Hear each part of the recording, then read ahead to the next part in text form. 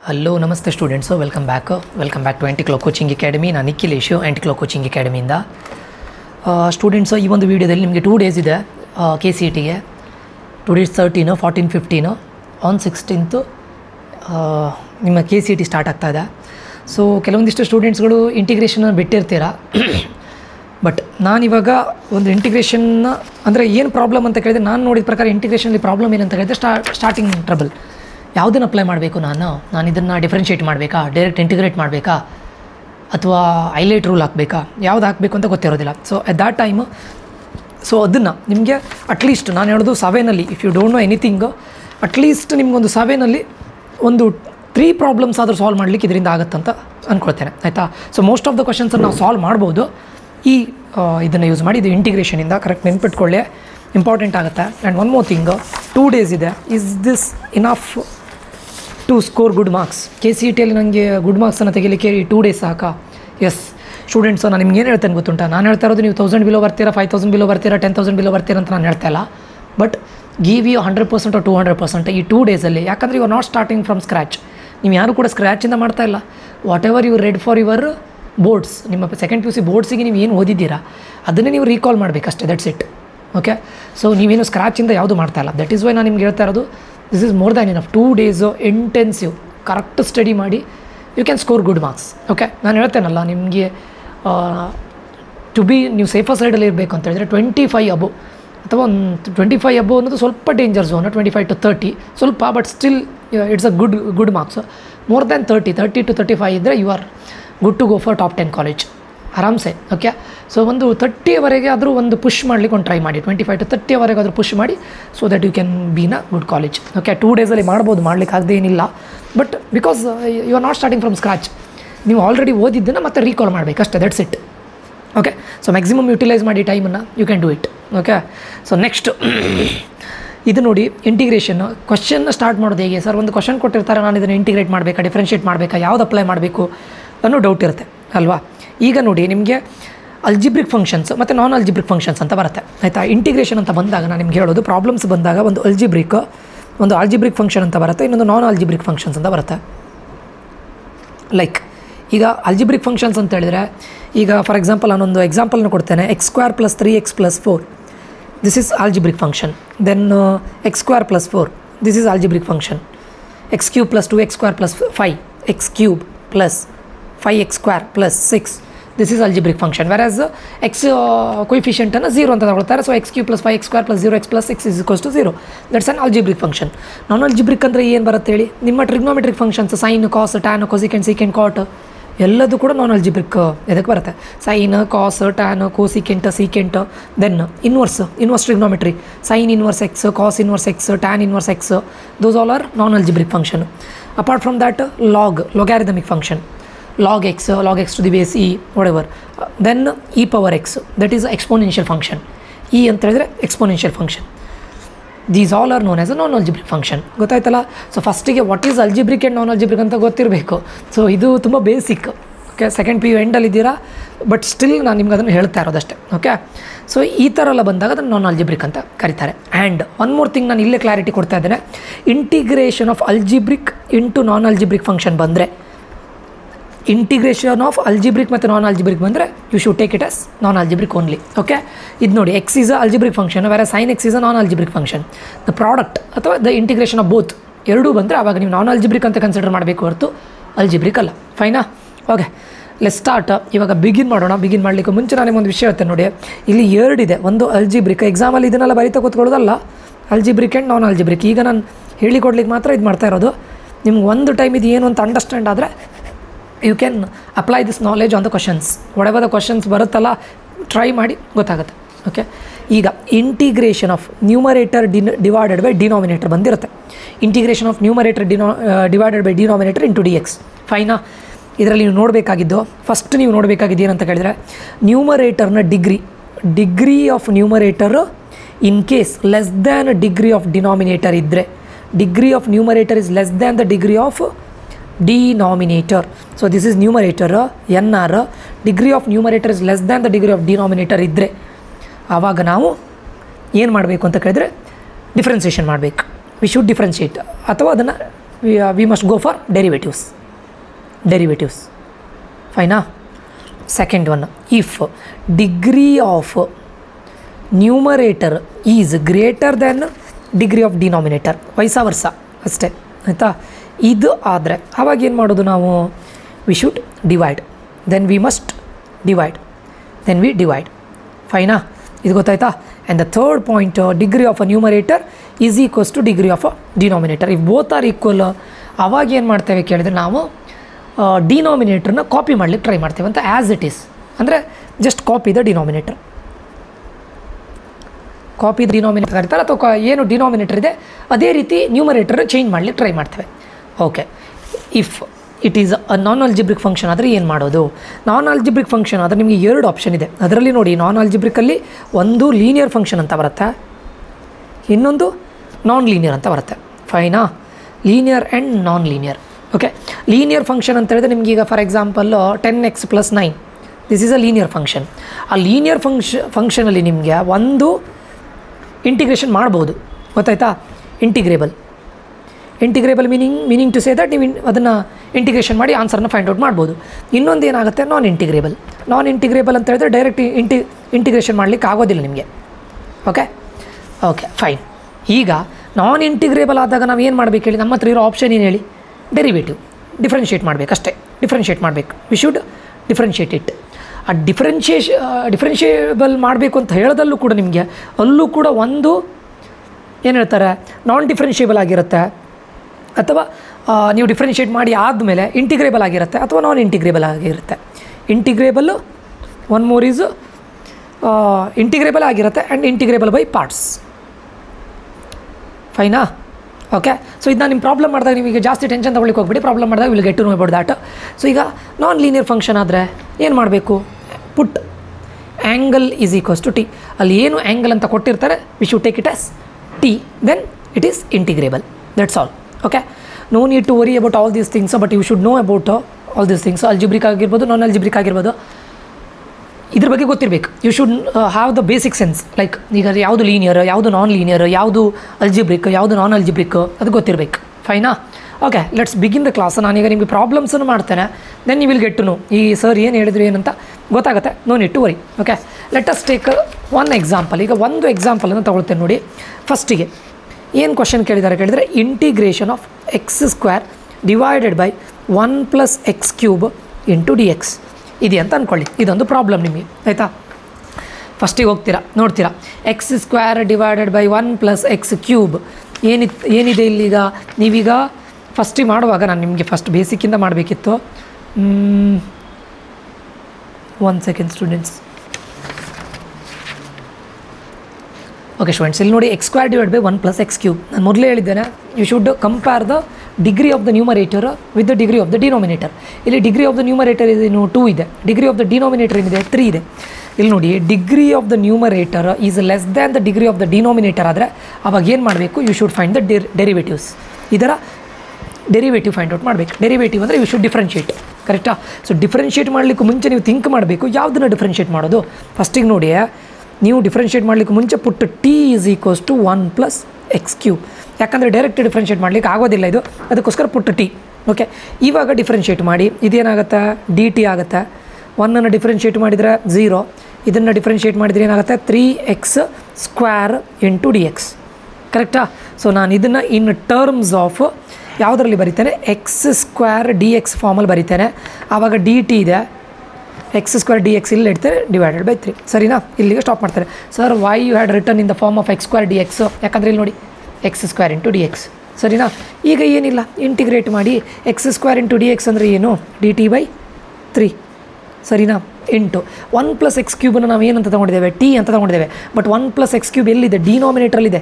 So you should write it in the denominator itself, ಸರಿನಾ. ಈಗ ನಾನೇನು ಮಾಡ್ತೇನೆ, ಇಂಟಿಗ್ರೇಷನ್ ಆಫ್ 1/3. ನೀವು ಎಕ್ಸಾಮಲ್ಲಿ ಇದನ್ನೆಲ್ಲ ಬರೆಯೋದು ಬೇಡ.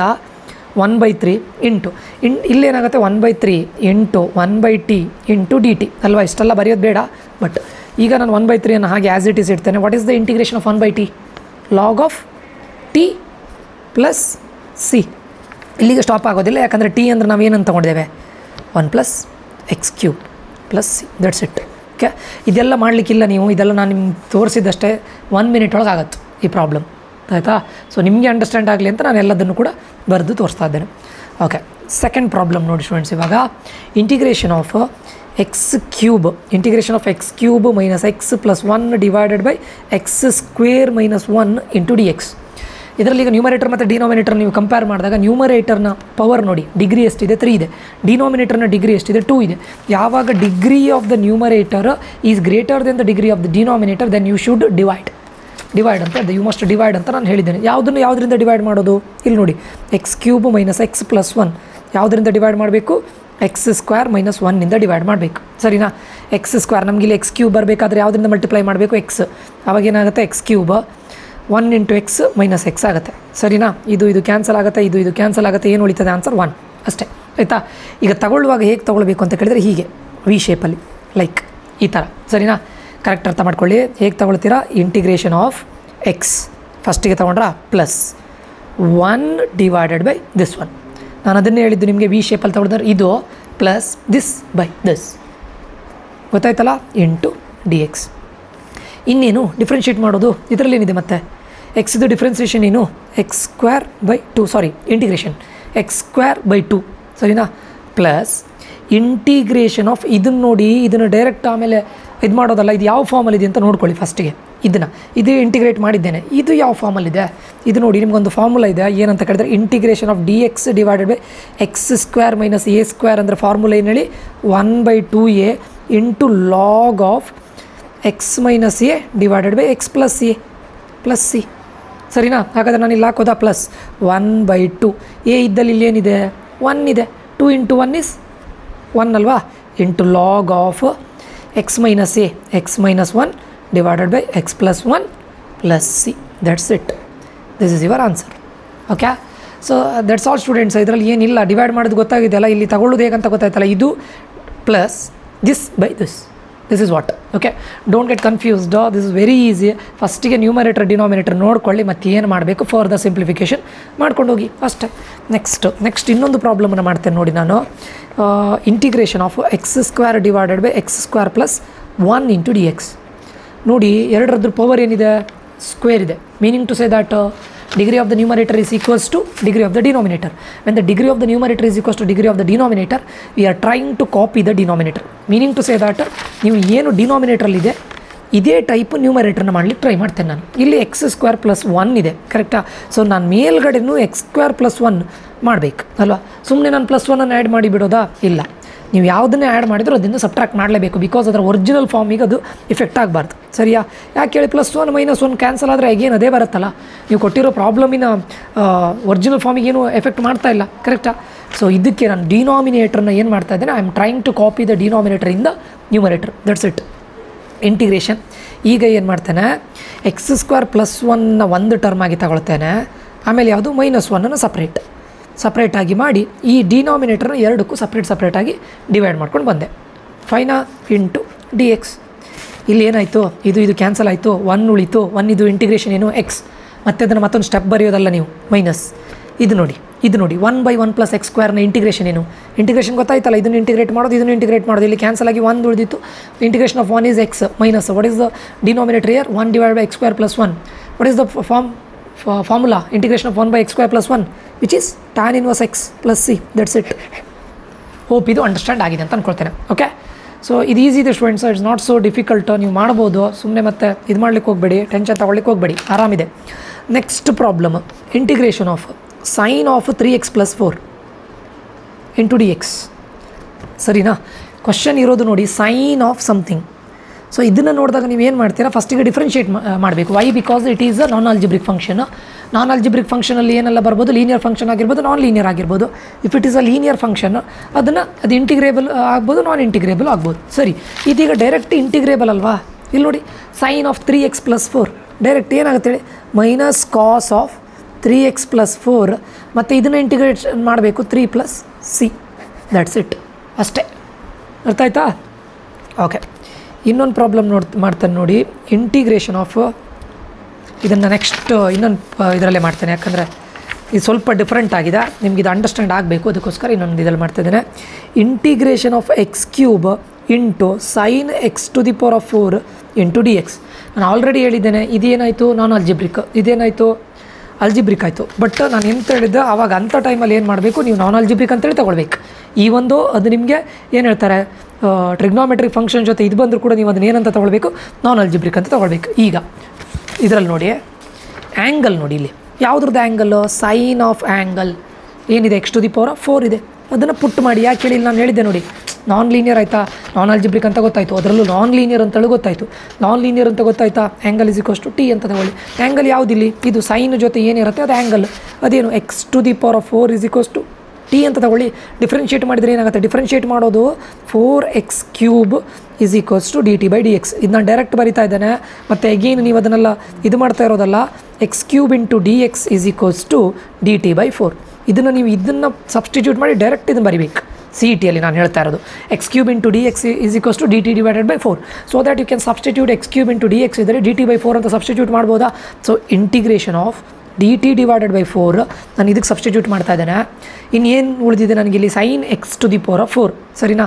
ಸೈನ್ x⁴ ನಾನು ಏನಂತ ಕನ್ಸಿಡರ್ ಮಾಡಿದ್ದೇನೆ, t, ಕರೆಕ್ಟಾ. So integration of dt/4 × sin t. ನಾನು ಏನು ಮಾಡ್ತೇನೆ, 1/4 ಔಟ್ಸೈಡ್ ಇಡ್ತೇನೆ. Integration of sin t × dt ಸರಿನಾ. What is the integration of sin t - cos t plus c, ಕರೆಕ್ಟಾ. ಅಷ್ಟೇ ಆಯ್ತಲ್ಲಿಗೆ ನಿಮ್ಮ ಪ್ರಾಬ್ಲಮ್ ಆಯಿತು. ಬಟ್ ಟಿ ಇದ್ದಲ್ಲಿ ಏನಂತ ಕನ್ಸಿಡರ್ ಮಾಡಿದ್ರಿ, x⁴ ಅಂತ ಕನ್ಸಿಡರ್ ಮಾಡಿದ್ರಿ, ಅದನ್ನು ಬರೆದು ಪ್ಲಸ್ c ಅಂತ ಬರೆದ್ರೆ ದಟ್ಸ್ ಆಲ್. ಅರ್ಥ ಆಯ್ತಾ. ಸೊ ಯಾವಾಗ ನಿಮಗೆ ನಾನು ಹೇಳಿದೆ ಅಲ್ಜಿಬ್ರಿಕ್ ಅಂದರೆ ನಿಮಗೆ ಅಲ್ಜಿಬ್ರಿಕ್ ಜೊತೆ ನಾನ್ ಅಲ್ಜಿಬ್ರಿಕ್ ಎರಡೂ ಕೂಡ ಇದಾಗಿ ಬಂದರೆ, ಕಂಬೈಂಡ್ ಆಗಿ ಬಂದರೆ ನಾನ್ ಅಲ್ಜಿಬ್ರಿಕ್ ಅಂತ ತೊಗೊಳ್ಬೇಕು. ಅದರಲ್ಲಿ ನಿಮಗೆ ಲೀನಿಯರ್ ಅಂದರೆ ಗೊತ್ತಾಯ್ತಲ್ಲ, 10x + 9, 5x + 6, 3x + 5 ಇದು linear. But this is not linear, this is non linear. ಆವಾಗ ಏನು ಮಾಡಿದ್ಲಿ ಕೇಳಿದೆ ನಾನು, ಆ್ಯಂಗಲ್ = t. ಇಲ್ಲಿ ಆ್ಯಂಗಲ್ ಯಾವುದು, x⁴.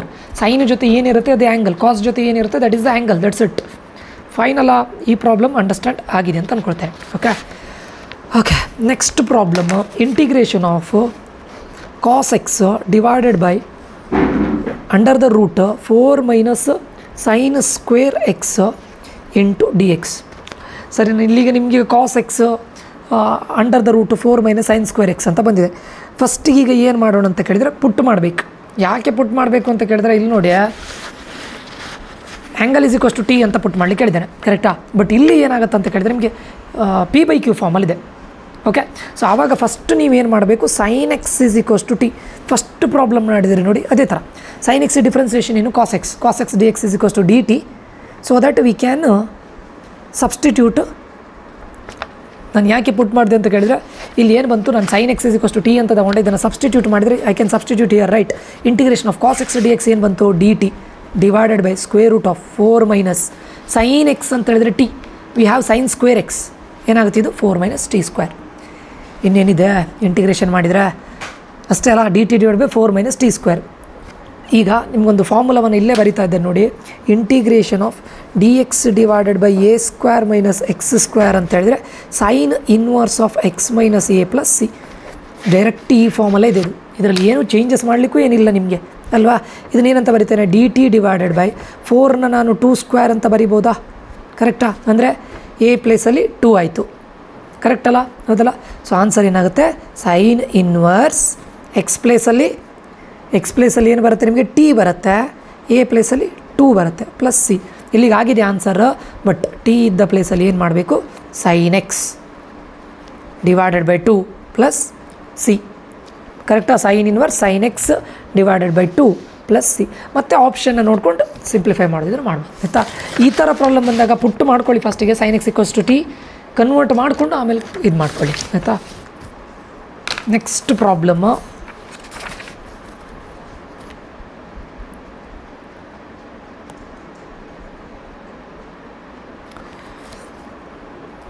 Integration of x × sec² x dx.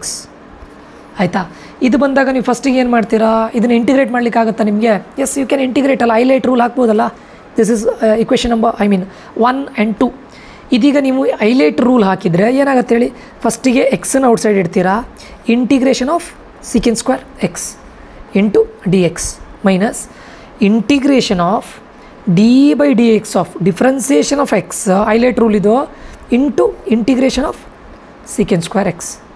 Into d x. ಅಂದರೆ ನೀವು ಫಸ್ಟ್ ಪ್ರಾಬ್ಲಮ್ನ ನೋಡಿದಾಗ ನೋಡಬೇಕು ವೆದರ್ ಇಟ್ ಇಸ್ ಇಂಟಿಗ್ರೇಬಲ್ಲ. ಈಗ ನೋಡಿ ಲೀನಿಯರಾ ನಾನ್ ಲೀನಿಯರಾ, ಲೀನಿಯರ್ ಆದರೆ ಇಂಟಿಗ್ರೇಬಲ್ಲ ನೋಡ್ತೀರಾ ಅಲ್ವಾ. ಸೊ ನಾನ್ ಅಲ್ಜಿಬ್ರಿಕ್ ಅಂತ ಗೊತ್ತಾಯಿತು ನಿಮಗೆ, ಲೀನಿಯರ ನಾನ್ ಲೀನಿಯರ ನೋಡ್ತೀರಾ. ಆಮೇಲೆ ಫಸ್ಟಿಗೆ ಇಂಟಿಗ್ರೇಬಲ್ ನೋಡ್ತೀರಾ, ದಿಸ್ ಇಸ್ ಇಂಟಿಗ್ರೇಬಲ್ ಅಲ್ಲ, ದಿಸ್ ಇಸ್ ಇಂಟಿಗ್ರೇಬಲ್, ಆವಾಗ ನೀವು ಇಂಟಿಗ್ರೇಷನ್ ಮಾಡ್ತೀರಾ. That's it. X into what is the integration of second square x which is tan x minus d by d x of x ಏನಾಗುತ್ತೆ 1 ಆಗುತ್ತೆ. ನಾನು differentiation of x ಮಾಡಿದ್ದಿಲ್ಲ, integration of x ಅಲ್ಲ, d by d x of x is 1. Then again into what is the integration of second square x which is tan x into d x. ಸರಿನಾ. X into tan x minus ಇಲ್ಲಿ 1 into tan x ಅಂದರೆ tan x. What is the integration of tan x? Integration of tan x is minus log into cos x plus C. ಸರಿನಾ. So x into tan x ಮೈನಸನ್ನು ಒಳಗಡೆ multiply ಮಾಡಿ plus log cos x plus C. That's it. ಅರ್ಥ ಆಯ್ತಾ? So ಇದಿಷ್ಟು problem. Okay, hope ಇದು understand ಆಗಿದೆ ಅಂತ ಅಂದ್ಕೊಳ್ತೇನೆ ಸ್ಟೂಡೆಂಟ್ಸ್. ಫಸ್ಟ್ ಕ್ವಶನ್ ಬಂದಾಗ ನೀವು ಏನಂತ ಮಾಡಬೇಕು ಅಂತ ಕೇಳಿದರೆ, ನ್ಯೂಮರೇಟರ್ ಡಿನಾಮಿನೇಟರ್ ಡಿವೈಡೆಡ್ ಬೈ ಫಾರ್ಮಲ್ಲಿದ್ದರೆ ಇದನ್ನು ಚೆಕ್ ಮಾಡಿ whether it's algebraic or non algebraic ಅಂತ. ಅಲ್ಜಿಬ್ರಿಕ್ ಆಗಿದ್ದರೆ ಇದರಲ್ಲಿ ಚೇಂಜ್ ಮಾಡಿ. Most of the time non ಅಲ್ಜಿಬ್ರಿಕಲ್ಲೇ ಬರುತ್ತೆ. ಸೊ ಅದರಲ್ಲಿ ನೀವು linear function non linear function ಆದರೆ ಡೈರೆಕ್ಟ್ ಇಂಟಿಗ್ರೇಟ್ ಮಾಡಲಿಕ್ಕೆ ಆದರೆ, ಇಲ್ಲದಿದ್ದರೆ ನಾನ್ ಲೀನಿಯರ್ ಫಂಕ್ಷನ್ ಆದರೆ ಆ್ಯಂಗಲ್ ಇದ್ದಲ್ಲಿ ಟಿ ಅಂತ ಸಬ್ಸ್ಟಿಟ್ಯೂಟ್ ಮಾಡಿ. ಸೊ ದಟ್ ಆ್ಯಂಗಲ್ ಇದ್ದಲ್ಲಿ ಟಿ ಅಂತ ಸಬ್ಸ್ಟಿಟ್ಯೂಟ್ ಮಾಡಿ ಡಿಫ್ರೆನ್ಷಿಯೇಟ್ ಮಾಡಿ then you are integrating it. That's it. Okay, so ನೀವು ಇಲ್ಲಿ ಪ್ರಾಬ್ಲಮಲ್ಲಿ ಔಟ್ ಆಫ್ 7 ಕ್ವಶನ್ಸಲ್ಲಿ, ಈಗ ಸಿ ಇ ಟಿಯಲ್ಲಿ ನಿಮ್ಗೆ ಏನಾಗುತ್ತೆ, ಈಗ ಔಟ್ ಆಫ್ 7 ಕ್ವಶನ್ಸಲ್ಲಿ ಒಂದು 3 to 4 ಕ್ವಶನ್ಸ್ ಆದರೂ ಇದನ್ನು ಅಪ್ಲೈ ಮಾಡಿ. At least if you don't know anything, ಅಂದರೆ ಎನಿಥಿಂಗ್ ಅಂತ ಹೇಳಿದ್ರೆ ಬೇಸಿಕ್ ನಾಲೆಜ್ ಇರಬೇಕು, ಲೈಕ್ ಫಾರ್ಮುಲಲ್ಲಿ ಇಷ್ಟು ಗೊತ್ತಿರಬೇಕು. You should have the basic knowledge of integration and differentiation. So ಅಷ್ಟು ಗೊತ್ತಿಲ್ಲದೆ ಇಲ್ಲಿ ಏನು ಮಾಡಲಿಕ್ಕೆ ಆಗೋದಿಲ್ಲ. You must have that. So ಅದನ್ನು ಇಟ್ಕೊಂಡ್ರೆ ಅಟ್ಲೀಸ್ಟ್ ನೀವು ಕೆಲವೊಂದಿಷ್ಟು ಪ್ರಾಬ್ಲಮ್ಗಳನ್ನು ಇದನ್ನು ಸಾಲ್ವ್ ಮಾಡ್ಬೋದು. ಬಟ್ ಇದನ್ನು ಲಾಸ್ಟಿಗೆ ಇಟ್ಕೊಳ್ಳಿ. ಇಂಟಿಗ್ರೇಷನ್ ನೀವು ಓದದೇ ಇದ್ದರೆ ಅಲ್ಲ, ಈ ಆಲ್ರೆಡಿ ಇದು ಮಾಡಿದ್ರೆ ಫೈನ್, ಓದದೇ ಇದ್ದರೆ ದಯವಿಟ್ಟು ಈ ಪ್ರಾಬ್ಲಮ್ಸನ್ನೆಲ್ಲ ಲಾಸ್ಟಿಗೆ ಇಟ್ಕೊಳ್ಳಿ. So that you can do at the end out of 7 ಕ್ವಶನ್ಸಲ್ಲಿ ಒಂದು 3 to 4 ಕ್ವಶನ್ಸ್ ಆದರೂ ಮಾಡಲಿಕ್ಕಾಗುತ್ತೆ ನೋಡಿ. ನಾನು ಆಲ್ರೆಡಿ ನಮ್ಮ ಶಾರ್ಟ್ಕಟ್ ಟ್ರಿಕ್ಸನ್ನು ಹೇಳಿಕೊಟ್ಟಿದ್ದೇನೆ. ಕೆಲವೊಂದು ಪ್ರಾಬ್ಲಮ್ಸ್ಗಳಿಗೆ ಡೈರೆಕ್ಟ್ ಫಾರ್ಮುಲಾವನ್ನು ಅಪ್ಲೈ ಮಾಡಿ ಮಾಡ್ಬೋದು. ಫೈನಾ? ಓಕೆ, ಈ ವಿಡಿಯೋದಲ್ಲಿ ಇದಿಷ್ಟು ಹೇಳಿದ್ದಾರೆ. ಮುಂದಿನ ವಿಡಿಯೋದಲ್ಲಿ ಮತ್ತೆ ಶಾರ್ಟ್ಕಟ್ ಟ್ರಿಕ್ಸ್ಗಳನ್ನು ಹೇಳ್ತೇನೆ. ಅಲ್ಲಿಯವರೆಗೆ ದಯವಿಟ್ಟು ಇನ್ನು 2 days ಇದೆ KCET ಗೆ. Please do prepare. If you already prepared, ಇವಾಗ ಆಲ್ರೆಡಿ ನೀವು ಒಂದು 30-35 ತೆಗಿಯೋ ರೇಂಜಲ್ಲಿದ್ದರೆ ವೆಲ್ ಆ್ಯಂಡ್ ಗುಡ್. 45+ಅಲ್ಲಿದ್ದರೆ ಇನ್ನೂ ಒಳ್ಳೆಯದು. ಏನೂ ಇದು ಮಾಡಲಿಲ್ಲ ಅಂತ ಹೇಳಿದ್ರೆ 2 days ಇದೆ. ದಯವಿಟ್ಟು ಒಂದು 25 to 30 ಮಾರ್ಕ್ಸ್ ಆದರೂ ತೆಗಿಯೋಷ್ಟು ರೇಂಜಿಗೆ ಬನ್ನಿ. ಇಫ್ ಯು ಆರ್ 15-20 ರೇಂಜಾಗಿದ್ದರೆ ನಿಮ್ಮ CET ರ್ಯಾಂಕ್ more than 1,50,000 ಹೋಗುತ್ತೆ. ಸೊ ಅದು ಒಳ್ಳೆ ಕಾಲೇಜ್ಗಳು ಸಿಗೋದಿಲ್ಲ ಅಂತಷ್ಟೇ. ಕಾಲೇಜ್ಗಳು ಸಿಗುತ್ತೆ, ಅದೇನು ಪ್ರಾಬ್ಲಮ್ ಇಲ್ಲ, ಬಟ್ ಬೆಟರ್ ಕಾಲೇಜ್ಗಳು ಸಿಗೋದಿಲ್ಲ. ಸೊ ಅಟ್ಲೀಸ್ಟ್ ಈ 2 days ಆದರೂ ವರ್ಕ್ ಮಾಡಿ. ನಾನು 25 to 30 ಆದರೂ ತೆಗಿತೇನೆ. ನಾನು 10,000 ಒಳಗಡೆ ರ್ಯಾಂಕ್ ತೆಗಿತೀರಾ, 5,000 ಒಳಗಡೆ ರ್ಯಾಂಕ್ ತೆಗಿತೀರಾ ಅಂತ ನಿಮ್ಮನ್ನು ಇದು ಮಾಡ್ತಾ ಇಲ್ಲ. But it's left to you guys. If you already studied then it's well and good. You might get below 1,000 rank. It's left to you. But ಏನೂ ಓದಲಿಲ್ಲ ಅಂದರೆ ಅಟ್ಲೀಸ್ಟ್ ಈ ಒಂದು 2 days ಆದರೂ ಫೈನ್ ಆಗಿ ಏನು ಓದಿದ್ದೀರ ಅದನ್ನು ಓದಿ. ಯಾಕಂದರೆ it is not, you are not starting it from the scratch, because you already readed for your board ಎಕ್ಸಾಮ್ಸಿಗೆ ಓದಿದ್ದೀರಾ. ಅದನ್ನೇ ಒಂದು ಸತಿ ನೀವು ಮತ್ತೆ ರಿವೈಸ್ ಮಾಡಿದಾಗ ಆಗುತ್ತೆ ಅಷ್ಟೇ. Please do read, please do prepare. CET is the ultimate thing. ನಾನು ಇವಾಗಲೇ ಹೇಳ್ತಾ ಇದ್ದೇನೆ, ಬೋರ್ಡ್ಸ್ ಬಗ್ಗೆ ಟೆನ್ಷನ್ ತೊಗೊಳ್ಳೇಬೇಡಿ. ಇನ್ನೂ ಇಂಪ್ರೂವ್ಮೆಂಟ್ ಎಕ್ಸಾಮ್ ಇದೆ. If you want to write you can write it. Okay, but CETನ ದಯವಿಟ್ಟು ಒಳ್ಳೆ ರೀತಿಯಲ್ಲಿ ಮಾಡಿ ಅಂತ ಹೇಳ್ತಾ ಈ ವಿಡಿಯೋನ ಇಲ್ಲಿಗೆ ಎಂಡ್ ಮಾಡ್ತಾ ಇದ್ದೇನೆ. ಈ ವಿಡಿಯೋ ಇಷ್ಟ ಆಗಿದ್ದರೆ ದಯವಿಟ್ಟು ಲೈಕ್ ಮಾಡಿ, ಕಮೆಂಟ್ ಮಾಡಿ, ಸಬ್ಸ್ಕ್ರೈಬ್ ಮಾಡಿ, ಶೇರ್ ಮಾಡೋದನ್ನು ಮರಿಬೇಡಿ ಅಂತ ಹೇಳ್ತಾ ಮುಂದಿನ ವಿಡಿಯೋದಲ್ಲಿ ಮತ್ತೆ ಸಿಗ್ತೇನೆ. ಸದ್ಯಕ್ಕೆ ನಾನು ಸೈನ್ ಆಫ್ ಆಗ್ತಾ ಇದ್ದೇನೆ. ನಾನು Nikhilesh. Until that, love you all. Bye. Take care students.